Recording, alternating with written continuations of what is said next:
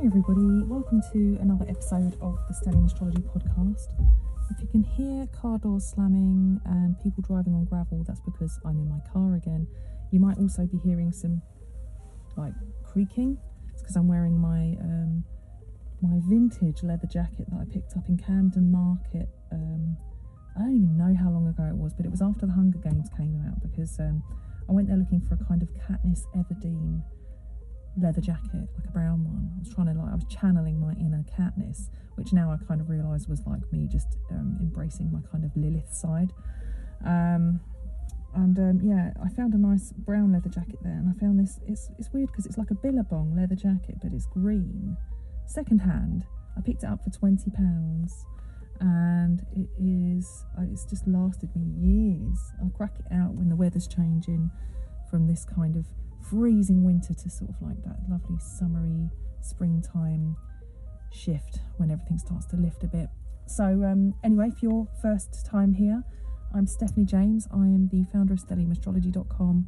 I am the host of this podcast, and I also occasionally teach classes for the London School of Astrology, which is my spiritual home and the place where I learnt astrology myself. And on top of that, I also have written horoscopes for my website, for a few e-magazines, and also for Elle Magazine UK, the actual print copy that you could go into the shops and buy, which was pretty cool when that happened. I don't do it anymore, but you know, it was a great experience.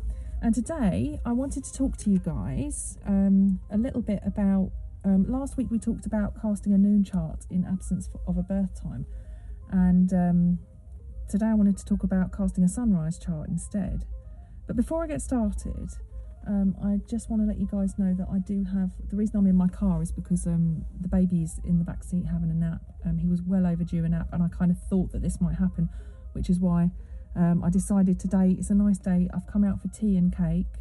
I'm going to have the vegan beetroot chocolate cake. Oh, it's delicious. And a lovely pot of tea. They do Red Bush there, which is my current favourite. If you're listening on Spotify, you can rate the podcast now. So when you go onto my podcast page, there should be 3 little dots to the side of where you can download the episode or like whatever. If you click on that, it gives you the opportunity to review the podcast. And there's also, you can leave me a review on Apple Podcasts as well. But if you don't listen on any of those platforms, that's fine. You don't have to leave me a review. I do get people emailing me and telling me how much they love the podcast as well, which is always wonderful. And if I get an email, if I'm organised enough, then I like to read out the reviews. I was speaking to a lovely lady this week called Marina, who told me that she I think I've got her chart handy as well. I'm going to have a look at her little chart today. She said that she was searching for stelliums, and she doesn't think she's got a stellium, but now she's found my podcast, she's really happy. So I was like, oh, that's great. And somebody else got in touch and said that they were looking for information on the elements and modes, and they found my podcast and they love it. So it's just wonderful when I get feedback like that. I'm just always really, really grateful for it. So bear with me while I just pull the blanket away from the baby, because it's quite warm in this car. So yeah, I've just pulled the blanket off him a little bit because it's quite warm. So today I wanted to talk about sunrise charts. You could call it like sun sign charts, really, because when you cast the sun, the chart for the time the sun rises, then it puts the sun on the ascendant and it puts the sun sign on the ascendant. So essentially, it's a little bit like I find people who have their sun rising natally tend to resonate with astrology more, because whatever they read in the horoscope columns is kind of tailored exactly to them, because the horoscope columns are written for the sun sign. So if they are sun rising in Libra, for example, then it kind of fits them perfectly. Or if you've got sun not necessarily rising, but maybe sun in the first house and the same sign on the ascendant. So you know, it's an interesting way to cast a chart. I know it sounds a bit controversial, but it's not necessarily my favourite if we don't have a birth time. I did the noon chart last week. I kind of prefer that. But I thought we'd look at the sunrise chart. I know a lot of astrologers prefer the sunrise chart. It's all about preference. I use them both for different reasons. And like I've said before in a previous episode, you can look at the sunrise chart or the sun sign chart as well as where the sun is, you know, like the normal birth chart. And you can overlap the charts, and you can see where the planets fall in different houses depending on which sort of calculation you're using, and it can give you that added depth of interpretation. But if you are without a birth time, then, you know, the sunrise chart is a good way to go about kind of getting some insight into somebody's natal chart. And, you know, like, it'll put everything in the chart is following the lead of the sun. So a chart I've chosen just who's very topical at the moment, and I did say to my partner, I was like, who am I going to talk about this week? And he went, you've got to talk about Vladimir Putin. Oh, by the way, we argue over how you pronounce it. I've heard people pronounce it Putin, and some people call it Putin. I'm going to call him Putin because I think it's suitable that his name is Putin. I don't know, I just and also I've got this like weird gift, I don't know if it's a gift or not, where I can see people as animals. Not always everybody, but I can generally see their animal, and I think that might lead me back to like their zodiac sign. It might be a part of seeing part of who their chart is. But Vladimir Putin to me looks like a greyhound. I see a greyhound when I look at him. So anyway, I'm going to call him Putin. I'm sorry if it annoys you, but actually, why not call him Putin even if it is Putin? Just because Putin is funny. And yes, I do channel the spirit of a 13-year-old boy. So Vlad, I was having a look, and what's good about talking about him is that the chart that we have for him on astro.com, we don't actually have a birth time for him. The data we have is double D, which is dirty data, which means it's conflicting and unverified. I mean, it's so conflicting and unverified. Let me have a quick look. I took a screenshot. So here it says, where are we on this? What's that? Is that his biography? Yep. Okay, so I had a look at where the birth data came from, and it says here, I don't know where it initially came from. There's no certificates. Birth records are kept in state archives in Russia. And so there have been a number of people that have rectified Putin's chart, because they don't really know what his actual birth time is. So there's conflicting ideas around when he was actually born. And it says here that as of 2014, there are claims that Putin was born in 1950 and not in 1952. There are also claims that he was born in Georgia and not Russia. So it's really, really vague. Like, we don't actually know. We don't even know if the year's right. So, you know, we could abandon this completely if we wanted to. And say it's not really a good idea to try and look at his chart. And I don't know a great deal about him. However, let's have a look at the chart. So I can't go in and tell you a big, massive life story about him. What I can say is if we look at his chart with the sun on the ascendant, so I'm looking at the 7th of October, 1952, and that's at 7 o'clock in the morning, thereabouts. I haven't done it to the exact minute, but 7 a.m. at St. Petersburg in Russia. And I'm using the tropical zodiac, and I'm using the equal house system just because that's what I was raised on. It's just my go-to. I'm now looking at his chart, and it shows us he's got Libra rising, Sun in Libra, Saturn in Libra, Neptune in Libra, and Mercury in Libra. So he's got a stellium. He's got a stellium in Libra. He's got Sun at 13, Saturn at 17, Neptune at 21, and Mercury at 23. So a Sun-Saturn native is going to be very serious, very disciplined, very controlled, and you know, often these people rise to a position of respectability and authority in whichever area of life they decide to explore. So they often rise to a position of respectability, and then you've got like the Saturn-Neptune conjunction there. So Neptune's at 21.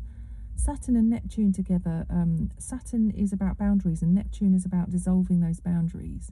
So, Neptune tries to, I guess, I think a way it's described in Sue Tompkins' book is if you drew a line with charcoal, that's Saturn. And then if you spilled water over it, Neptune would blur that line. It makes it less definitive.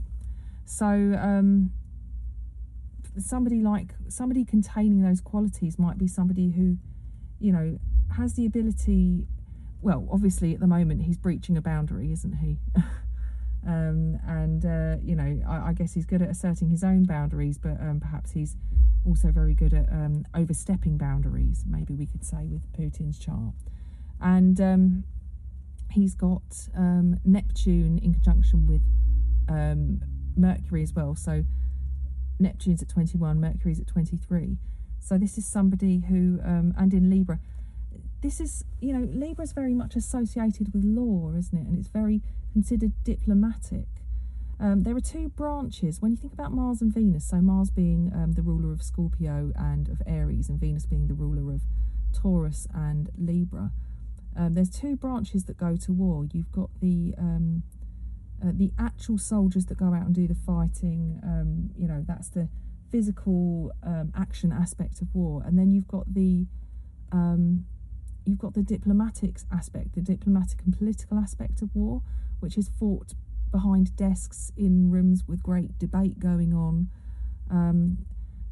War is, whichever way you look at it, profitable for somebody. So it's interesting to think that Vladimir Putin's chart is so Venusian, and he's a leader. You don't get to a position of leadership without having people back you. And Libra is a sign ruled by Venus, and Venus is a charming and attractive sign. Somebody in the sunrise chart, somebody with a stellium that's got Neptune in it, those with first house Neptune rising, they can almost shift who they are in order to be seen the way they want to be seen by others. And other people, they may not always be aware that they're doing it, but others can. It's like they're chameleons.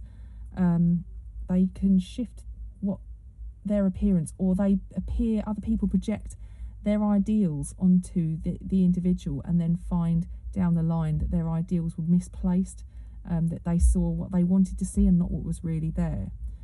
Saturn, like I said, is a clarifier, so it gives us a sense of we know that this guy's sick. You never see him smiling, do you? He's a very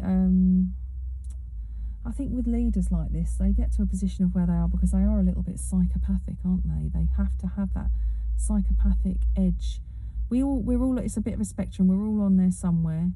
Like narcissism and psychopathy and that kind of thing. But, leaders generally tend to possess more psychopathic traits than most everyday people. And those who are working in Wall Street, the stock market, that get a thrill out of doing something extreme, the high risk. I think that it's potentially, not that those with Sun Saturn are psychopaths, but just that he's very serious and he's risen to that position because, they can be quite, I don't want to say cutting, but they're just single-minded almost in their attempt to reach that sense of authority, or reach that position of power, or that desired footing on the mountain, that Saturnian mountain goat climbing up there. So he's obviously reached. I mean, look at the size of Russia, and he's like the top bod of Russia. Having Mercury in that stellium, it's very cerebral. It's very intellectual. But again, it's somebody who's able to be diplomatic. Somebody with Mercury Neptune, they're able to bend and twist what they say in a very mutable fashion. Though Libra is a cardinal sign, Neptune adds an element of mutability. And Mercury is already a very mutable planet because he is able to move around. He rules Virgo and Gemini, so he does have that ability to be one or the other. He can sit on the fence. So there's his ability to tailor the language for what he needs to address. You could say also as well that Libra, Libra is often, you can say, is very liberal, and you can consider very left-wing. You could say that communism is to the far left. And then you've got, this Mercury, Neptune speaking of liberalism, but then you've also got Saturn, which is much more conservative. So that's already, just like, without going into too much detail, that's his first house in the sunrise chart. Now, all of that, we can see that in him, and that's very prominently presented through his personality, without having to know much about him, which I don't. I'm not going to pretend that I do. And then if we look at the moon placement, because obviously the lunar placement is very important in the chart. It's the fastest moving planet. The fastest moving points are the midheaven and the ascendant, but then the next fastest moving thing we've got is the moon. So those are very time sensitive placements. Vladimir Putin has got moon in Gemini at 1 degree and 31 minutes of arc if we are casting a sunrise chart. So that means that if he was born any earlier, say he was born earlier than sunrise, maybe 3-4 o'clock in the morning, potential is that he's got a Taurus moon, another Venus ruled placement. But at the moment it's looking like a Gemini moon for the sunrise chart. And this is where it can be interesting, because you can get different moon placements if you cast like a sunrise chart or a noon chart or whatever. But what always I find interesting is usually something hits the midheaven or is very close to the midheaven or the ascendant, depending on what you're casting, and that can tell a story about somebody without having to know their birth time incredibly well. So the moon placement, depending on what time of day you're looking at, will shift signs. It will either be Taurus or it will be Gemini. But in this case, we're looking at the chart and it is in Gemini. So again, this is somebody who is cerebral. This is a mutable moon, and it's somebody who is, Mercury rules that moon, so it already brings our focus and attention back to that Mercury-Neptune conjunction. But actually, somebody with a moon in Gemini is going to be able to spread themselves quite thin, and they're able to juggle a lot, which in his description on not Wikipedia, AstroWiki, it does describe Vladimir Putin as being somebody great at juggling multiple responsibilities, which that stellium would describe, that Libra stellium. We also have, on the midheaven, we have Uranus at 18 degrees and 23 minutes. Now, what's interesting about, and that's in Cancer, by the way, so the midheaven's at 14 degrees, and the Uranus is at 18 degrees. Now, I believe, this is quite creepy and scary and horrible actually, but I think the first nuclear bomb, I think it was Hiroshima, was dropped, and I think that happened when Pluto was at 18 degrees of Cancer. So this is 18 degrees of Cancer is the discovery degree of Pluto. So having his Uranus there is a very poignant placement, and it's also, if we're thinking about nuclear warfare, he's always threatening nuclear warfare, and is these superpowers, these countries that have this technology which could literally obliterate countries at the one push of a button, is terrifying, but it's very much a harsh reality. And yes, him having that discovery degree of Pluto sitting right up there on his midheaven of the sunrise chart, and the midheaven being about 14 degrees of Cancer, nearly 15 degrees of Cancer, that's a very tight conjunction. Somebody with Uranus on the midheaven, they are going to be seen as doing things their own way, walking their own path in life, not afraid to be who they are. And definitely, it's interesting because he's the leader of a communist country, yet, the planet that you might most associate with a rejection of hierarchy would be Uranus. Saturn is all about hierarchy. Uranus is the opposite. It rules Aquarius, and Aquarius is very much about socialism, socialist ideas, and you could say it's closely related. The farthest left you go, to be the ruler of a communist country, but at the same time, Russia seemed to be a bit of an out there on their own kind of country. They kind of, I don't want to go as far as to say that they've been rejected by everything, but they're definitely not afraid to do things on their own and do things on their own terms as well. And Cancer is a very patriotic sign. It cares about where it's come from. It cares about its roots. It cares about the past and its heritage, and is usually associated with people who become very powerfully prepared to defend where they come from, because Cancer is that defensive sign. So it's a defensive placement, and also cares about its own to an extent. So that's interesting. So already that midheaven, even though that Pluto isn't up there on the midheaven, there's a Pluto flavour to that Uranus placement. So maybe you could say that Uranus there, it kind of awakens or electrifies. I'm watching a fly walk across my windscreen at the moment, so maybe that's where electrify came from. But yeah, basically it's interesting that Uranus is giving some kind of electrical jolt to that placement. And yes, just to touch on a few other placements in his chart. So he has Mars, an immutable sign of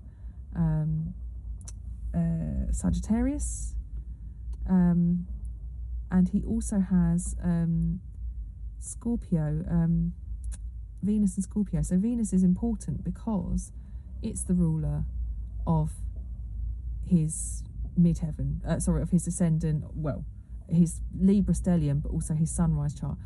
Just one thing, looking back at that Mars in Sagittarius, his Mars is at 26 of Sagittarius, 26 by the sunrise chart, and that's galactic central point thereabouts, roughly. Galactic central point is about, I think, 27 degrees of Sagittarius, the very tip of the arrow of the archer's arrow, basically, where he's drawing back. When you look at that constellation, the very tip of that, if you follow that, you are literally looking into galactic central point, which is the supermassive black hole at the centre of our galaxy. So it's interesting that he's got Mars there, and maybe he's channeling some raw martial energy from that galactic centre point. I do feel like anybody who's got any planet on galactic centre is almost channeling something that comes from far beyond our physical comprehension, our ability to understand from this point on the planet, on our humble little solar system. There are many planets revolving around suns that are interlocked into the many arms that are spiraling around the galactic central point in our galaxy, basically. So it's a very huge idea to go that far beyond our typical astrology. However, having Mars there, being at the very edge of the arrow of the archer's bow and arrow of Sagittarius, I feel gives that a bit more aggression, raw aggression. And if channeled correctly, Mars doesn't have to be about fighting, and it doesn't have to be about war. It can be you can use it positively. You can channel it in a productive way. So it's an interesting thing to look at, knowing that that's galactic central point. And actually, his Mars placement is trine Pluto as well. So a Mars-Pluto trine, Mars and Pluto together are extremely, they can be very relentless and unforgiving and very vengeful if used in the worst possible way, I don't know what's the best way to say it. You know, if the lowest vibration, in the highest vibration of Mars Pluto is to understand you have that power and to still, you know, allow positivity to come through and kindness, and you know, channel that. You know, like I said, with Mars, you can use it in a positive way. With Mars Pluto, instead of being relentless and vengeful, you could be you could use it for self-exploration and depth, psychological exploration of yourself. So rather than looking at others and projecting, you can actually channel that inwardly and productively and free yourself from some of the stuff that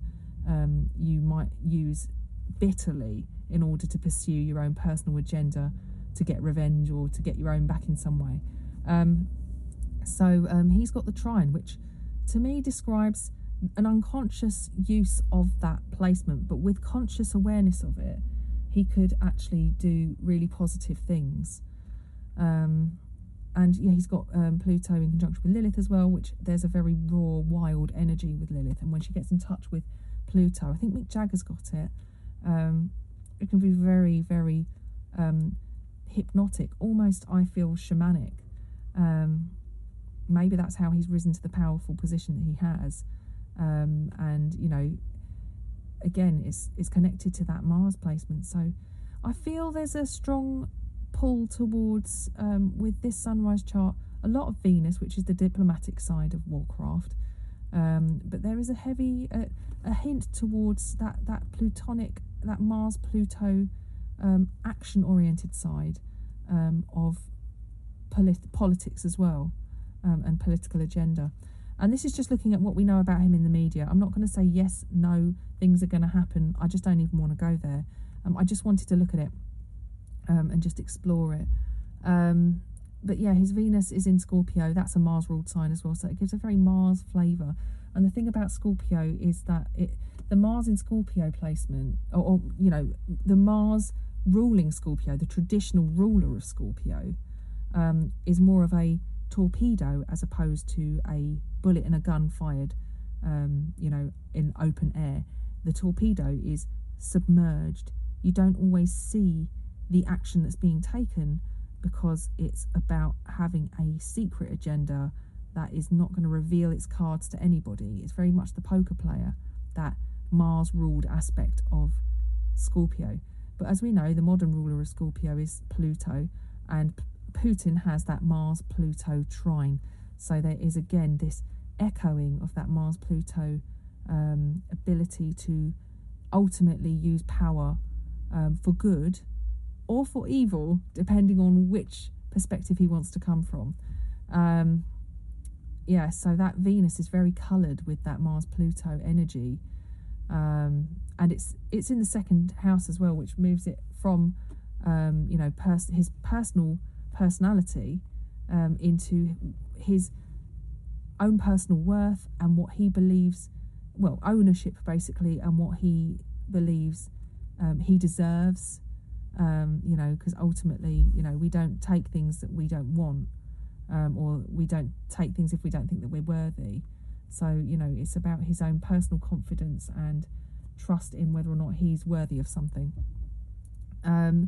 Interesting chart. I hope you found that chart interesting. And yeah, I did say I'd have a little look at a listener chart. I did say I was speaking to Marina in the week, and I thought I would look at putting her sun on the ascendant. You can do it in Astro Gold on the app, which I'm looking at right now. So if you go, I think it might be through chart calculations. Yes, house system. So we can put sun on the first. I'm going to just go back in time to when her sun would be on the first. So I'm going to go through, you can go by hour, minute, hour, this, that and the other. Oh, she's a sun in Libra as well. I love these little synchronicities. It always happens. You look at charts and, you know, sometimes when I'm doing astrology talks, I'll go along and I'll be talking about something, and most of the charts have a theme. And today, clearly, it's about Libra, sun in Libra rising. How weird is that? And she's got, so Marina has got sun in Libra, and she is born on the 8th of October 1967, and she was born in Brighton in the United Kingdom. Now, I haven't got her actual birth time. She sent to me in an email, and I will be looking at her actual birth chart when we look at, when I go and do another episode, which I'm going to do for her. But just today, I'm just casting a sunrise chart, so I'm literally just putting her chart.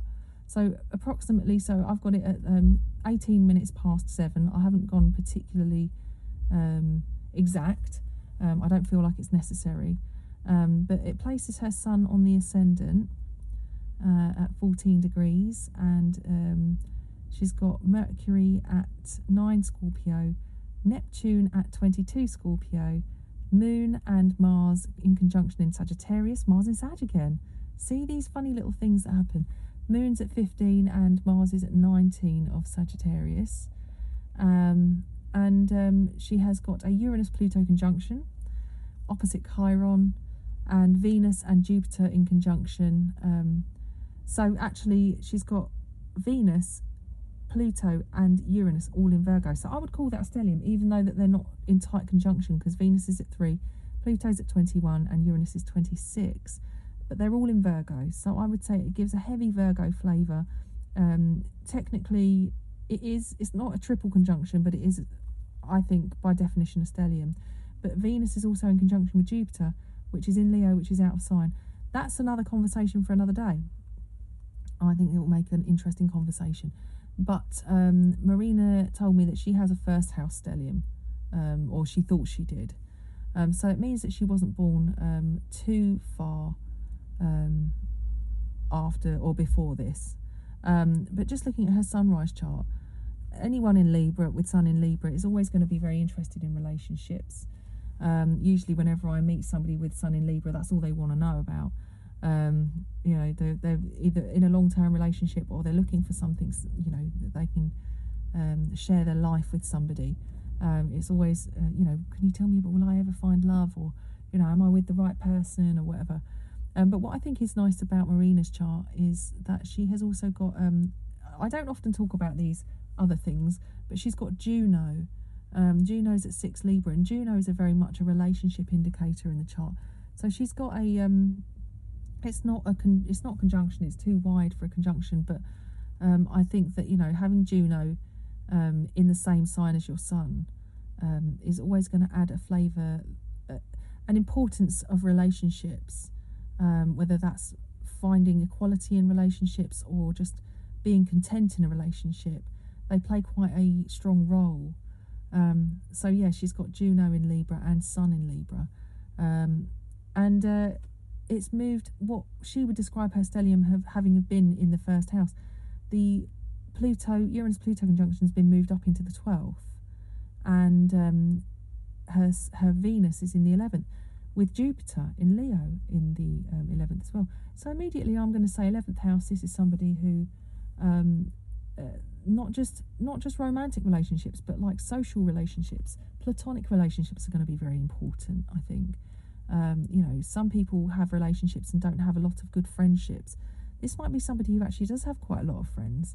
I'd say Venus in Virgo is quite humble and probably likes to keep their group quite small, but having that Jupiter in Leo in conjunction, it either means that she's quite gregarious and out there, and the life and soul of her friendship group, which could be quite tight, or she's got a lot of really great mates, and that network, that social network, is very much an important role in her life. Venus is important in this sunrise chart. It's important anyway because it's the ruler of her sun, but in this sunrise chart, Venus is also the ruler of the ascendant. So it tells us a bit about the importance of that placement. It almost means that is who she is there. She is that Venus placement in conjunction with Jupiter. So somebody who's intelligent, quite cerebral, I'd say, with that Venus in Virgo, appreciates the little things that people can do for her. She's not about, the Jupiter in Leo is quite conflicting, but it's not necessarily about the big gestures, though they don't go, they don't go amiss if she's quite happy to receive a big gesture, but really it's the meaning behind the gesture is important, and it's the thought that counts, I think, for somebody like Marina. And she's got a lovely, lovely Mars-Moon conjunction, Moon-Mars conjunction in Sagittarius. That's an explorer. That's definitely an explorer. And that falls into her third house from the sunrise chart. So this is somebody who, again, this echoes this importance of other people, having a network, being able to offer and receive advice, being perhaps quite involved in the local community in some way. You know, it's a nice placement. Somebody who's probably seen as quite knowledgeable and quite open to lots of different ideas. Quite a liberal chart again. I'm bringing in the word liberal here because if there's a lot of Libra, but I think Jupiter opens up. Jupiter can be quite pompous, but actually there's a sense of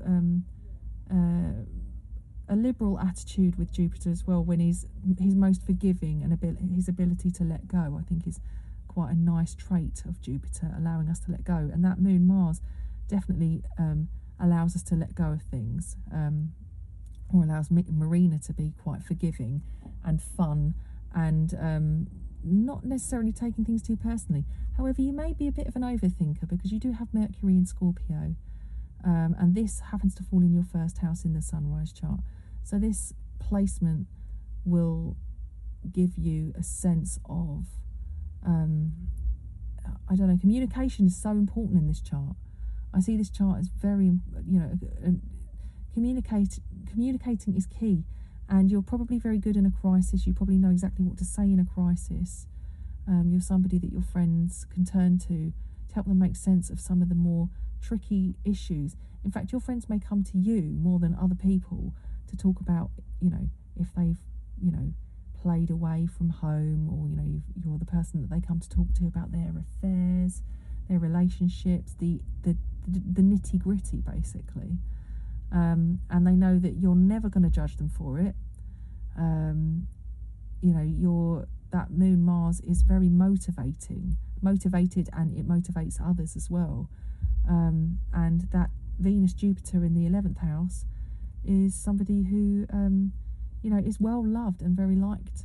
But yeah, that Pluto and Uranus conjunction that falls into your 12th, that probably describes you being quite involved in some way or another in some of the more, I'd say, the things that happen that are quite topical.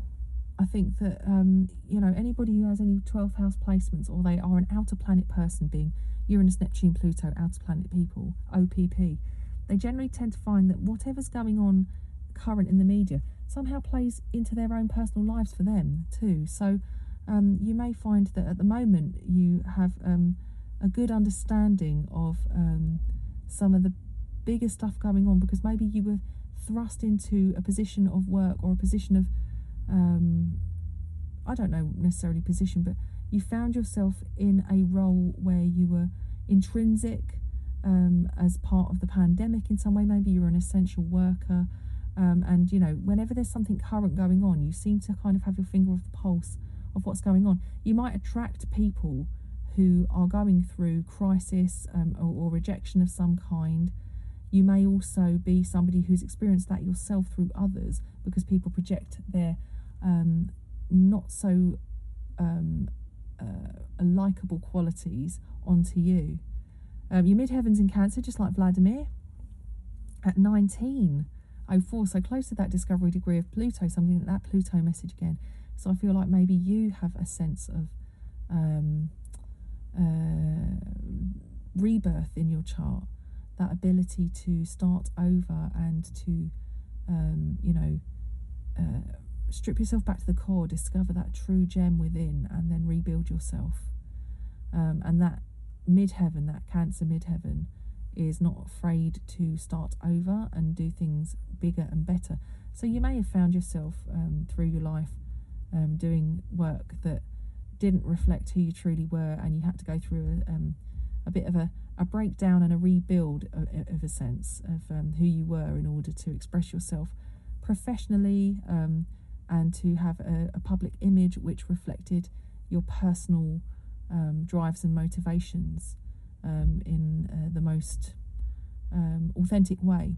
So your moon obviously rules your midheaven, and you've got Moon Mars in Sagittarius. So I guess it has to be something that is of meaning. You have to quest for meaning in what you do, and it's got to be something that is catering to the needs of others in some way or another, and helping to make the world a better place, basically.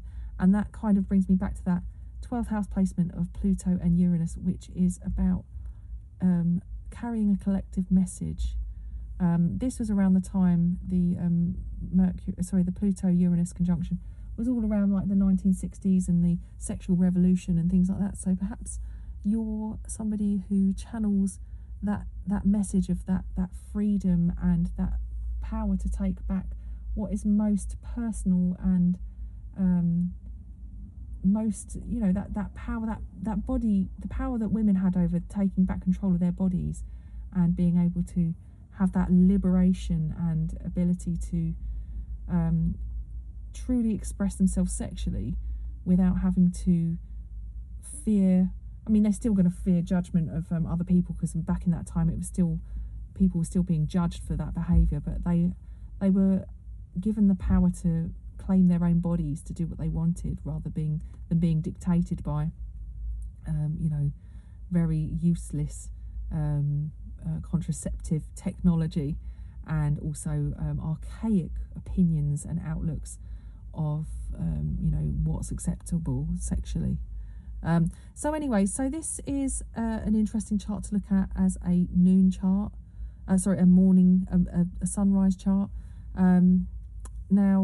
Just touching back on Vladimir Putin, I do happen to think that the rectified chart that they had for him, they put Pluto on his midheaven, just an FYI for you guys, and Venus was in his first house with the rectified chart. Now we know it's dirty data, but that Venus might echo that Libra stellium falling into his first house. And remember that I said he had pretty much very close to the midheaven, he had Uranus at the discovery degree of Pluto, which is not going to change whatever chart you look at, because they move, Pluto, Uranus, Neptune, they move so slowly. So he's still got that in his chart, but in the rectified chart he has Pluto on the midheaven, and which I think is an interesting echo. So that's it for today.